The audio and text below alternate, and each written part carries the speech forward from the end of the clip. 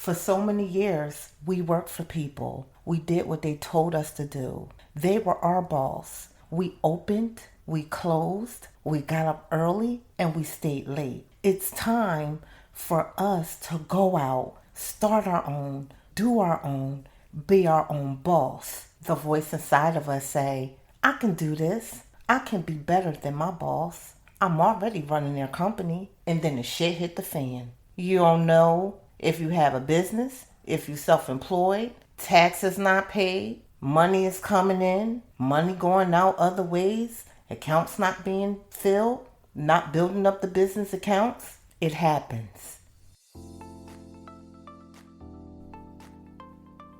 6 years ago, my wife took nothing but an ideal and faith and turned it into a multi-million-dollar business with multiple streams of income. As a woman possessed, she overcame all obstacles and created multiple streams of wealth that has impacted our family for generations to come. From mental health professional to therapist to author to CEO, she is a constant reminder of the grace of God over her life. Get ready to listen to and take notes from Stenell, the Money Therapist, as she schools you on money, entrepreneurship, and life skills that was not taught. No more excuses. Wake up! Thank you, husband, for that introduction. Welcome back to No More Excuses, Wake Up, where we talk about money, entrepreneurship, and life skills that was not taught. I am your host, Stenell Myers, also known as Stenell The Money Therapist. This week, we are discussing entrepreneurship, business again. This is actually a spin-off of episode 24 of Who I Am and What I Do. I created this content back in 2019. The title was Defining Who You Are, Self-Employed or Business Owner. Understanding the difference to master the concept. I did some videos on this, but I really want to get into you understanding that there is a difference, because now that I have my own podcast, I have my own platform, I can really take my time and really explain to you so you can understand the difference between the two. When I created this back in 2019, which I help business owners starting businesses to understand what they're entering and what they are about to get into. When you're starting a business, there are so many things that you just don't know the answer to. When I first started, I didn't know much of anything, but I knew that I wanted to work for myself. I knew my why. I knew that I didn't want to work for anyone. I knew that I wanted to make my own decisions, because coming from the field of mental health and helping people in the community, I wanted to start my own agency. I didn't know what it took to start an agency. I mean an agency, a real agency that you physically walk in and you get the help depending on what type of agency that is. Whether it's counseling, mental health, drug and alcohol, domestic violence abuse. And these are all the different things that I have done in my portfolio in my years of working as a master level counselor. But I knew I wanted my own. I am going to help you define, who are you? Are you self-employed? Or are you a business owner? There are so many people that are starting your business and you're calling it a business. That's fine. That is okay. But I want you to understand that there is a difference. It's all under the realm of being an entrepreneur. But how you define it is a difference, because that's how the IRS actually sees you. For example, you have a person and you have a service. In your service, you can collect money. Now we have Venmo, or we have PayPal, or we have Cash App, however you do it. You have a service, I pay you as a customer. My question to you, when I pay you as a customer, do that money go into your business account or do that money go into your personal account? If I give you cash, are you taking that cash? Because if it's a Cash App, it's cash. Venmo has the business aspect of it. When I set up my husband for Tony Meticulous Carpentry, we set it up under his business. So you have to have the EIN number that's associated with that. My question to you is, how are you accepting payments? Once you get that cash, what are you doing with that cash? Are you going out to eat with it? Are you paying bills with it? What are you actually doing, or is it going back into your company? Do the IRS know you have a business?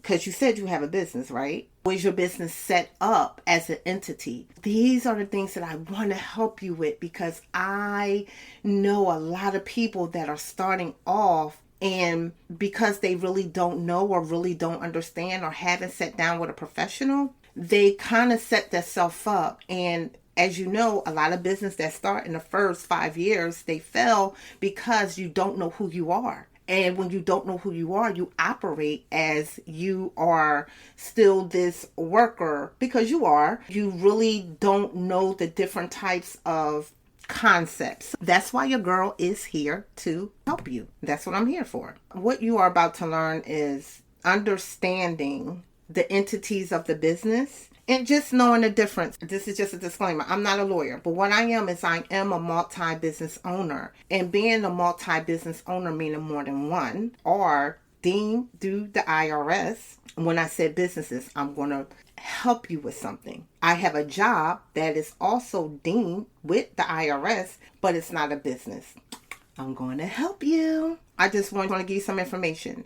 Filing documents. And I know a lot of you know that you have to file documents, but you also have to make sure that you file the specific required documents with your state, and you forming that specific entity that works for your business, and also protect your personal assets from the risk of running a business. A lot of people don't know, when you tie up your business and your personal, if something goes wrong, they're going to come after your personal, and you don't want that. That's why you want to make sure that you know the difference between the entities. So you can have an LLC. You can also have a S corp or a C corp, a partnership, a sole proprietorship, or a nonprofit. But you want to sit down with a professional to know the difference between the two, because I'm not here to actually go into detail with you. I just want you to understand the concept of it. You want to apply for an EIN number. So that's a FEIN number, which is a federal tax identification number with the IRS. Many of you have done this. You have done that. And you say, oh, I have a business. Don't move too fast. You want to make sure that you complete and file your forms frequently. This is called the Articles of Organization, and you have to pay a required registration fee. You have to make sure that you complete all these steps in your state with the Secretary of State or the Division of Corporation. These are just the different things you need to do when you form a business entity. I'm going to say it again. You want to consult with an attorney, and you also want to consult with a CPA to have a clear understanding of which entity works for you in your business. I do have a CPA. Having a CPA is just, oh my gosh, they help you with so much. But do you need a CPA if you don't actually have a business? Is a CPA needed? These are questions that I'm actually asking because I want to make sure that you know. I can't hear you, but I want you to start thinking. There are different terms in business entities, such as self-employed, proprietorship, a partnership, an independent contractor, and a business owner. Self-employed means you own a job. I want you to get this. It means you own a job, and you are the sole proprietor working for yourself, such as a member of a business partnership or independent contractor. Your business cannot expand beyond your own individual capacity. Don't get into your feelings, because if you get into your feelings, you're going to miss it, and I don't want you to miss it. Self-employed person is not an employee and does not work for an employer, wages or salary. If you are working for an employer and on the side working on your own business, you're still employed. You are not self-employed. Get this. You are indeed working on your side hustle, in which you will become self-employed or a business owner once your side hustle revenue is the same or above your current job for at least 9 months. Then you can quit. So there are many of you working a 9 to 5, but on the side, you're working too. What you're doing is you're side hustling. All my businesses started in the side hustle because I still had to maintain. I had to work. I had to do something. I was teaching at Camden County College. I was teaching at Drexel University while I was still over here working on the side, which was my business that God had gave to me in a dream. I want you to understand, when you're completely working for yourself, you're no longer an employer working for wages or salary. You're actually working for yourself. You are what is called your self-employed. You have a job. And that job, instead of you working in a bakery for someone, you actually started your own, but that is still a job that you created because that's what you're doing, right? So you can maybe start it in your kitchen, baking pies or cakes, but you're self-employed because you are the one that is working. That job, instead of you going out working for a bakery, working for someone else, you're now working for yourself. That's different. You're self-employed. And there is nothing wrong with being self-employed. I want you to understand that. But when it comes to Money Therapy Institute, I'm self-employed. I have a job because I am the one that helps my clients with their finances. There's no one else. I don't have anyone other than Trudy that is my creative director that is helping me on the back end, that is pulling from me, helping me get the knowledge that I have in me out to people, helping me with getting everything on social media. But the job is me. I help the people with their finances. I help the business people with their business. These are the things that I actually do as a person having my own job. Get this. It's my job because I do it. No one does it for me. I do not have employees. It is me. So the way I pay myself may be separate, it is, than my businesses because it is my job. And I'm going to keep saying that so you can completely understand that. When you have a job, that job is you prepping, working, whatever it is, you're doing it. If you don't have employees, you have a job. No problem. No problem with that. When I am working on my podcast, which I don't get paid for, this is my side hustle. I don't really call this a business, the word business, and we run with it.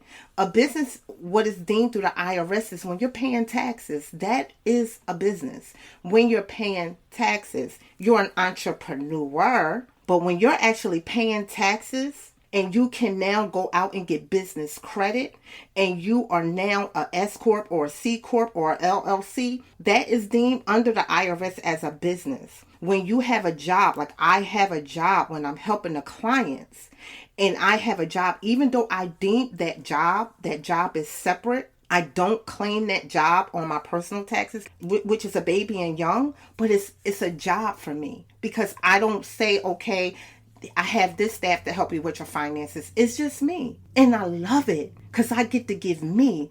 And having a job, owning your job is great. But I want you to understand that there's a difference and there's nothing wrong with it. But I need you to get it. I need you to know that there is a difference. Your sole proprietor is one person working for him or herself without a legal entity, such as a corporation, a partnership, or a limited liability, a LLC. A partnership resembles a sole proprietor. It's no legal entity, okay? There's no or LLC or corporation.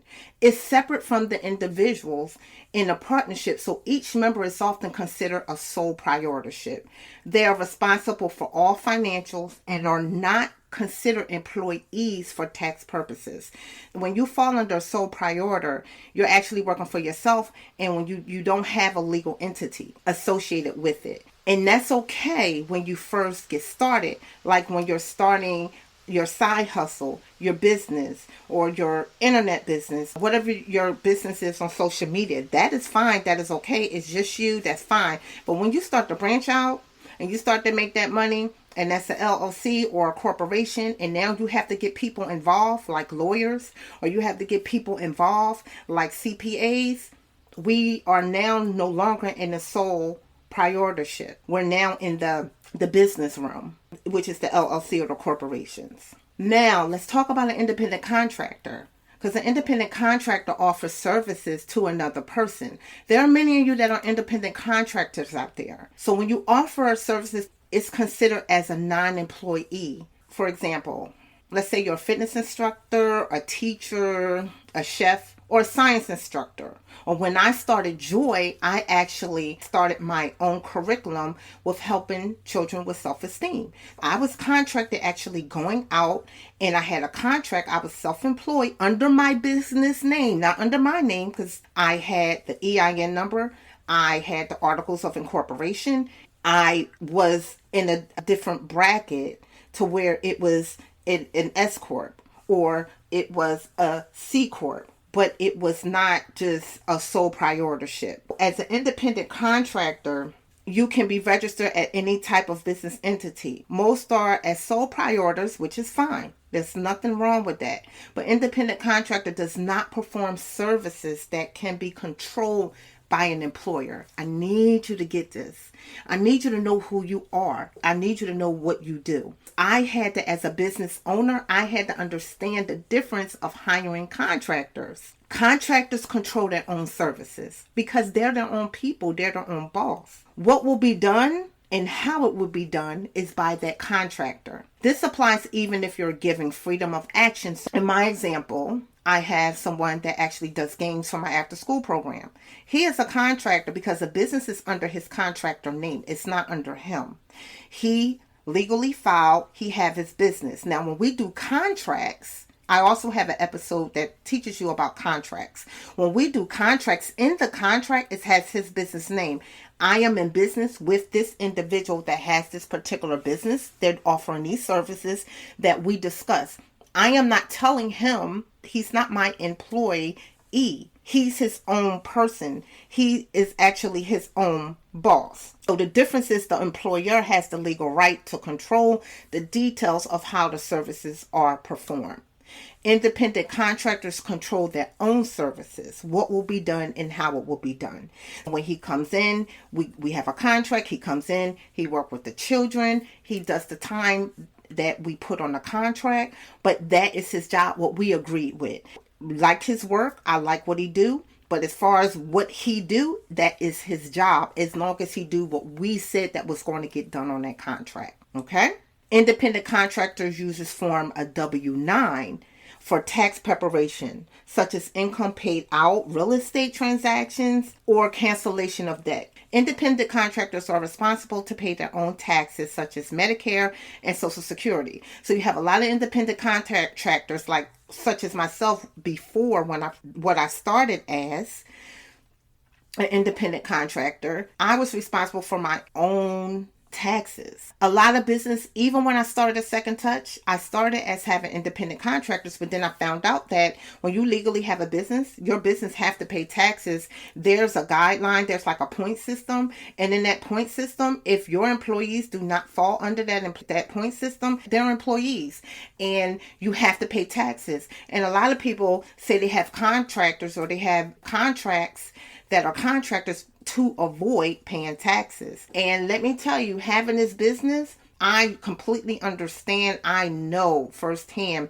California was one of the states that they were actually knocking on doors because there were people that they were operating full businesses with a lot of staff. We're talking about operating was under contract. And I understand, because when you're coming in as a business and starting off, you really don't know. So I actually turned my contractors into employees, because when you look at the scope, they were employees. And that's what they are. They are employees. A business owner owns a business or a system which is characterized by having others work for you. It's a business system. Business owners have ownership in the business, but may not be involved in the day-to-day operation of the company. I have my businesses, but I don't do the day-to-day operation. I oversee them. I make sure that they're done.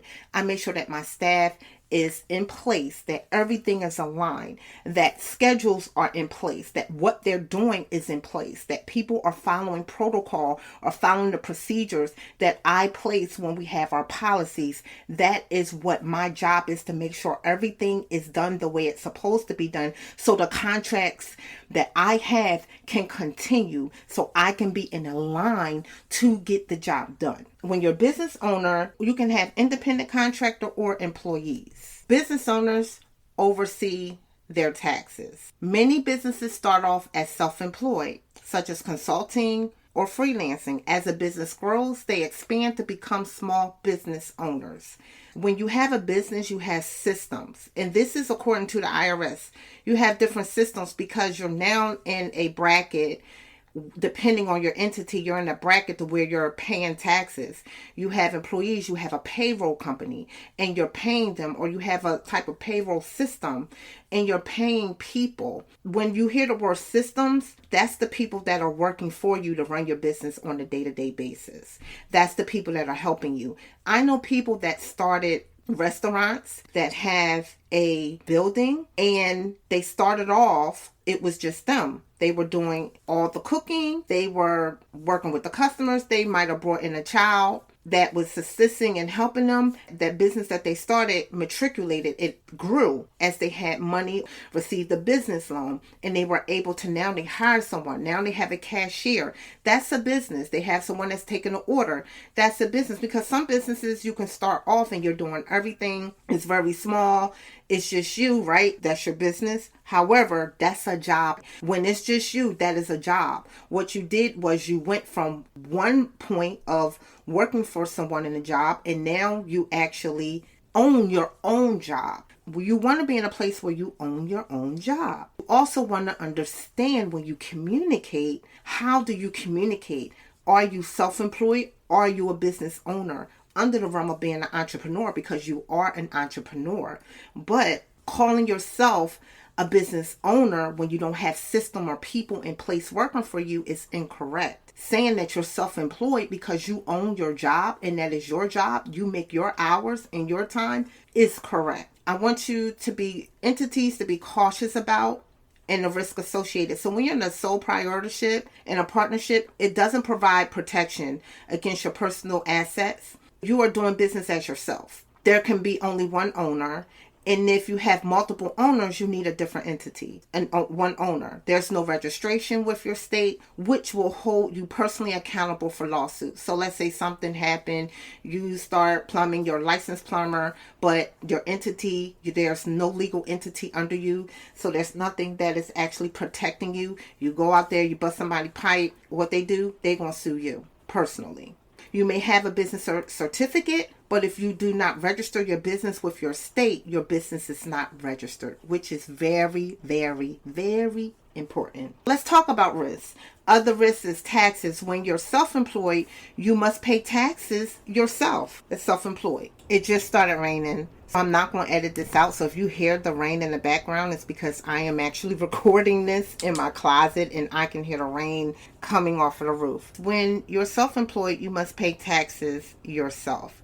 You may be at a higher risk audit due to being a sole proprietor when you report your business profits and losses on a Schedule C to the IRS, which means you report how much money you made or lost in your business. The sole proprietorship terminates when a sole proprietor dies. The successors can only self the assets associated, not the business itself. When you're dealing with a partnership is formed when two or more people agree to share profits and losses. In a partnership, you are twice the personal liability for you and your partner. That's so important. And when you are a partner, both of you are liable. So if one person does something and it's an accident and they go out, as I said, that if you have a partnership, I mentioned earlier when you're plumbing, and if one person go out and they're plumbing and they burst a pipe, if you're under a partnership, that's both of you, that's your business. You're both liable for the debt and the obligation. So your personal assets are at risk. Your life savings, your house can be a loss due to your partner's action. One partner may put up assets for the business, the other agree to pay the partner back later on or put half of the profits back into the business. And I say this because that is such a huge risk that I know this is so true. And the business is not completely equal because somebody may put money in, somebody may not put money in. I heard this so many times. When you're dealing with a partnership, it should be 50-50. So this is very important. That is a huge risk. Insurance. Now, insurance is important because you want to make sure that you have insurance for small business owners and self-employed. Lawsuits can cost small business anywhere between $3,000 and $150,000 according to the Small Business Administration. For unincorporated small business owners or contractors whose business gains and losses are deducted on a personal income tax. Now, independent contractors should also obtain business insurance in your field. It's important. A lot of people don't get any type of business insurance because they think it's so much money and they don't look into it. I had someone to tell me, well, I can start my own business, and she's very smart and she can, but said, I can't afford the insurance. Insurance is very affordable. Let me just give you some information. Do your research. Google, call, make contacts. Insurance is very affordable. Make sure if you're an independent contractor that you obtain business insurance. Make sure if you're a small business you obtain some type of insurance. It's very important. A small business insurance policy can cover unexpected situations to keep you and your business financially protected. If you have a business, you want to make sure, contractors, small business owners, that you are protecting yourself in some type of capacity. If you own a job, you want to make sure again that you're protecting yourself in some type of capacity. If you have a business online, you want to make sure, for instance, if you're cooking and you're cooking in your kitchen or you're baking in your kitchen, you need insurance, because if somebody say that they got sick and died off your food, or somebody say that they got sick and they trying to sue you for being poisoned, you don't want them coming after your personal assets. So I want you to think, it's so important. I want you to think. For instance, my business is Second Touch. Although I have insurance for support coordination, my insurance now for direct support have to include other different things because I'm doing something different. So if someone get injured, it's just different entities that you have to include on your policy. So if you are indeed doing something for someone that they are consuming, you want to make sure that you're covered. You want to make sure your business is covered. You want to make sure your personal assets are definitely covered. So let me give you a side nugget. Each year, taxes must be filed. If you are self-employed and working, you will report your work income as an employee. Once your business starts to grow and your side hustle income has sustained the same amount as your job or higher, with a steady at minimum 9 months. This is my own personal. You can quit your job. If you're sustaining or if it's more, quit your job. You are officially self-employed in the eyes of the IRS. Not me. The IRS said this. I'm just giving the information from the IRS. That's why it's important to have a side hustle. But when you have a side hustle, don't just take that money and say, I'm going to go and pay this bill and pay that. Put yourself on payroll. Start to do this correctly, the right way, so you can actually have great bookkeeping. But again, consult with a CPA to say, okay, this is where I'm at in my business. Am I ready? Do I need a payroll company? Do I need a payroll software? Get that information. Communicate, talk to a CPA, very important. Talk to a lawyer, very important. Self-employed individuals are responsible for filing a self-employed tax return and paying quarterly estimated taxes. Y'all, let me tell you, I do this. Actually, when I pay, it actually comes out of my account. And the way my accountant set it up is that it goes directly from my account straight to the IRS. I have to pay quarterly taxes because I'm a business owner. So again, depending who you are, what you do, self-employed or business owner, you have to make sure that you are in the right bracket. You also must pay self-employment tax, which is Social Security, Medicare, all that stuff we don't like and don't want to do. Usually it's withheld from employees' paychecks. That's when you know you are an employee, when you have your Medicare and your Social Security. When I started a Second Touch and they were contractors, they were used to getting that money because they wasn't paying taxes. So I said, wow, y'all been working here. You're not paying into your Social Security. It doesn't count. You want to make sure that you're a W-2. So I had to literally coach my staff so I don't fire them, because we were turning into the W-2s, period, because my company is important. So I had to coach them like, hey, you want to pay in the Social Security. So this is another thing. If you say that you have a business, are you paying in the Social Security? Because if you're not paying the Social Security, you still work for somebody paying in the Social Security, Or are you generating enough money to where you can start paying the Social Security? Because you don't want to spend these years and your money is not going into Social Security, and then all these years you done made all this money, and then you end up having to work at some place that is giving you money that you're not used to in order to sustain yourself. Again, you need to know the difference, because paying into Social Security, paying into Medicare taxes is very important, very important. You must report your taxes. Whether you are an independent contractor or you generate a W-4, it is the law. I hope that I help you define who you are, self-employed or a business owner. I want you to understand the difference of the two so you can be able to master the concept. This is not the end of me talking about this. I am going to go a little bit deeper as I have different episodes, because I want you to understand this is dear to my heart. It's important.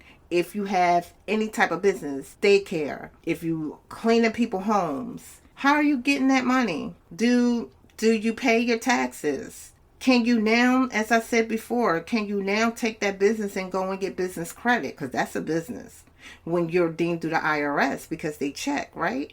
These are all important. So I want you to be able to learn the different levels so your business can grow.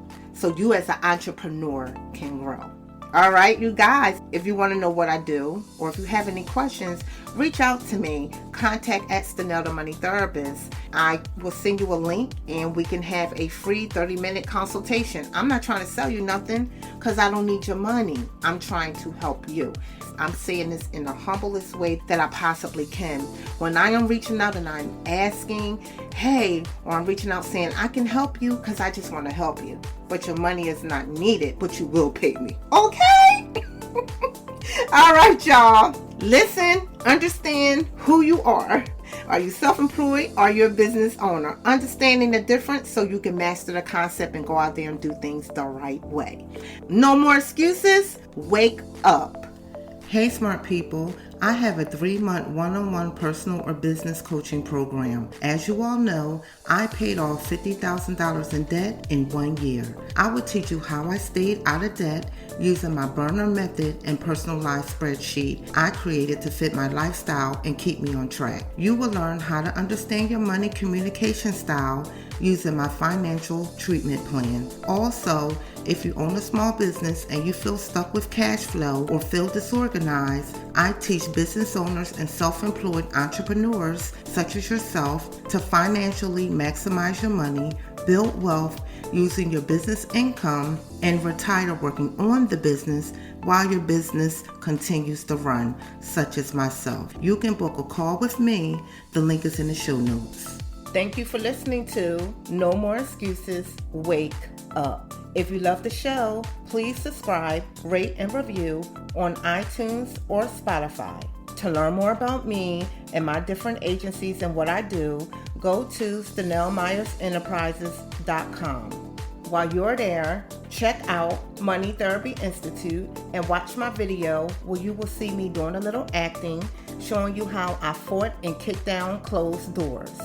You can also click on Stenell The Money Therapist and get my free budget spreadsheet. And of course, you can email me at contact@StenellTheMoneyTherapist.com. I'm also on social media on Facebook at Stenell The Money Therapist and Instagram at Stenell The Money Therapist. No more excuses. Y'all know what y'all need to do. Wake up.